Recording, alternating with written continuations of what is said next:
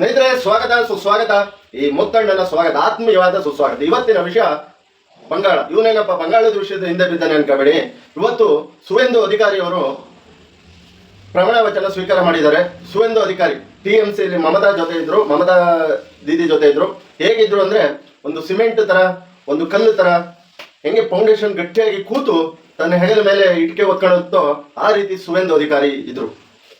ಆದರೆ ಮಮತಾ ದೀದಿಯವರ ತನ್ನ ಒಂದು ದರ್ಪ, ಹಿಂದೂಗಳ ಮೇಲೆ ಆದ ಅತ್ಯಾಚಾರಗಳು, ಅವರ ಕಾರ್ಯಕಲ್ಪಗಳು, ಅವ್ರು ಮಾಡ್ತಿದ್ದ ಬಾಂಗ್ಲಾದೇಶಿ ನುಸುಳುಕೋರರಿಗೆ ಸಹಾಯ, ಯಾವಾಗ ಈ ಅತ್ಯಾಚಾರಗಳಿಗೆ ಸಪೋರ್ಟ್ ಮಾಡೋದೆಲ್ಲ ಆಯಿತು. ಕೆಲವೊಂದು ವೈಯಕ್ತಿಕ ವಿಚಾರಗಳು ಇರ್ತವೆ. ತಾವೇ ಕಟ್ಟಿದ ಎಂಪೈರಿಂದ ಬಂದು ಅನ್ಯಾಯದ ವಿರುದ್ಧ ಧ್ವನಿ ಎತ್ತಿದ್ದೆ ಸುವೇಂದು ಅಧಿಕಾರಿ. ಅವರು 2020ರಲ್ಲಿ ಈಗ ಯಾವ ಪಕ್ಷದಿಂದ ನಿಂತು ಗೆದ್ದಿದ್ದಾರೆ, BJPಯಿಂದ ನಿಂತು BJPಗೆ ಬಂದರು, ನಂದಿ ಗ್ರಾಮದಲ್ಲಿ ನಿಂತು ಸೋದ್ರು.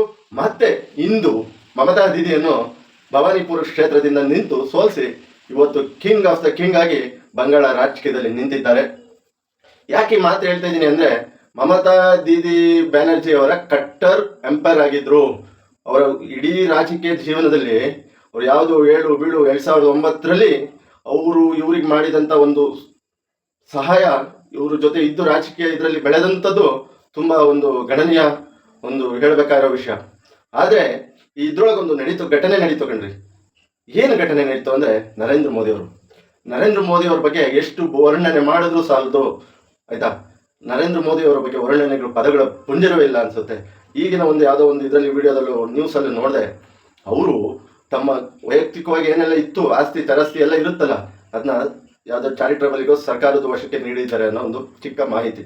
ಈ ಗ್ರಾಮ ಪಂಚಾಯತಿ ಅಧ್ಯಕ್ಷ ಆದ್ರೆ, ಒಂದ್ಸರಿ MLA ಆದ್ರೆ ಸಾವಿರಾರು ಜನ್ಮಕ್ಕೆ ಬೇಕಾದಷ್ಟು ಮಾಡ್ಕೊಂತಾರೆ. ಅಂಥದ್ರಲ್ಲಿ 16 ವರ್ಷ ಮುಖ್ಯಮಂತ್ರಿ, 10-15 ವರ್ಷ ಪ್ರಧಾನಮಂತ್ರಿ, ₹1 ಮಾಡಿಲ್ಲ, ತನ್ನ ಕುಟುಂಬಕ್ಕೆ ಮಾಡಲಿಲ್ಲ. ಇಂಥ ವ್ಯಕ್ತಿನ ನಾವು ಹೃದಯದಲ್ಲಿ ಇಟ್ಟು ಜೋಪಾನ ಮಾಡಿ ಅವರು ಎಲ್ಲಿ ತನಕ ಕಾಯ್ತಾರೋ ಅಲ್ಲಿ ತನಕ ನಾವು ಕಾಯಬೇಕು ಸ್ನೇಹಿತರೆ. ಇನ್ನೊಂದು ವಿಶೇಷವಾದ ಒಂದು ಘಟನೆ ನಡೀತು ಈ ಪ್ರಮಾಣ ವಚನ ಸಮಾರಂಭದಲ್ಲಿ. ತುಂಬ ಭಾವುಕವಾದದ್ದು. ಯಾವಾಗ ನಾವು ಕೆಲಸ ಮಾಡಿ ಕೂಲಿ ಕೇಳ್ತೀವೋ, ಆ ಕೂಲಿನ ಬಂಗಾಳದ ಜನತೆ ಪ್ರಧಾನಿ ನರೇಂದ್ರ ಮೋದಿಜಿ ಅವರಿಗೆ ಕೊಟ್ಟಿದ್ದಾರೆ. ಯಾವ ರೀತಿ ಅಂದರೆ, ಪ್ರಚಾರ ಮಾಡಿ ಹಿಂದೂಗಳು ಅಳಿವು ಆಗ್ತಾಯಿತ್ತು, ಉಳಿವಿಗೋಸ್ಕರ ನೀವು ಮತ ನೀಡಬೇಕು, ಈ ಹಿಂದುತ್ವವನ್ನು ಉಳಿಸ್ಬೇಕು ಅಂದರೆ, ಆದ ಅತ್ಯಾಚಾರಗಳನ್ನು ತಡಿಬೇಕು ಅಂದರೆ ನೀವು ಮತ ನೀಡಬೇಕು ಅಂತ ಕೇಳಿದಾಗ, ಅವರ ಒಂದು ಕೆಲಸ ಕಾರ್ಯಕ್ಕೆ ಕೂಲಿಗೆ ಒಂದು